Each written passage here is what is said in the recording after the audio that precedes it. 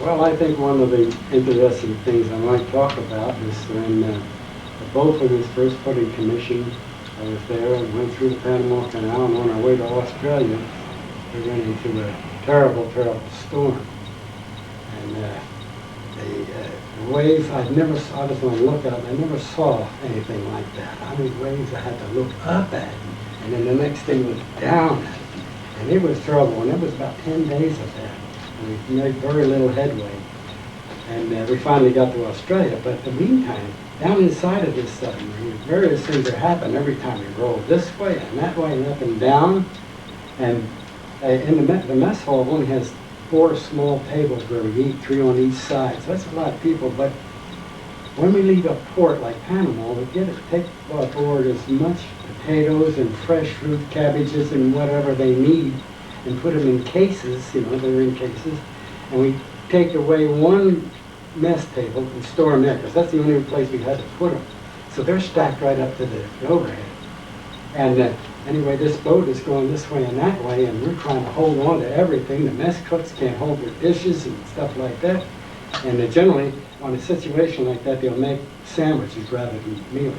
But anyway, what was particularly funny about this, and I happened to be in this all the time, guys were trying to eat, and we made a roll, and all these cases broke loose, and they come down. We were knee-deep in plates and dishes and men and potatoes and cabbages, and everybody's trying to hold on to all this stuff and swish it around, and it was chaos. I'll tell you, it was something else.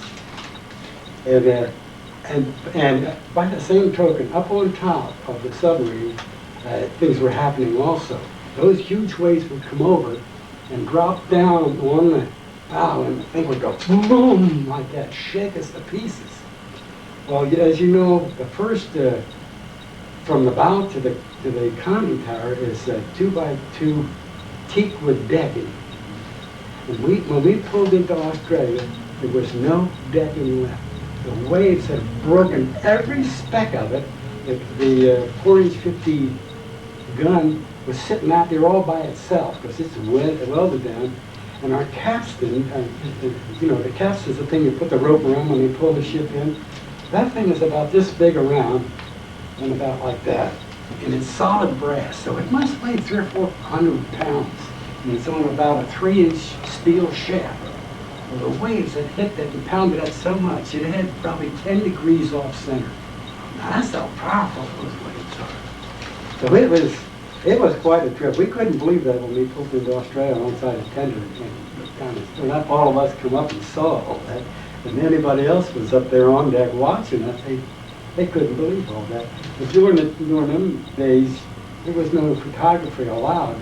I often thought that maybe on the tender they could have taken a couple of shots of that down, But I guess they didn't.